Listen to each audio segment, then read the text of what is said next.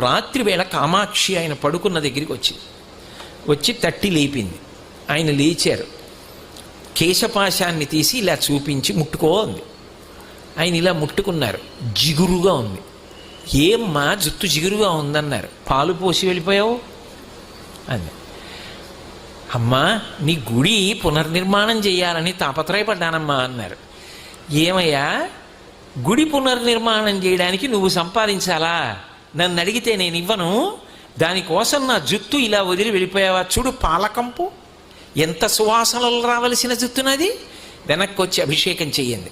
రాత్రికి రాత్రి ఆయన బ్రిటిష్ ప్రభుత్వం వారిని అడిగారు తలుపులు తీయమని. తీశారు వాళ్ళు గౌరవం కొద్ది. వాళ్ళకి ఆ గౌరవం ఉండేది. తలుపులు తీస్తే వారు గబగబా వచ్చి కంచిలో అమ్మవారికి మళ్ళీ అభిషేకం పూర్తి చేశారు. ఆ తర్వాత ఎక్కడి నుంచి వచ్చిందో కాసుల వర్షం పడిపోయింది. ఆ దేవాలయం అంతా పునర్నిర్మాణం చేశారు.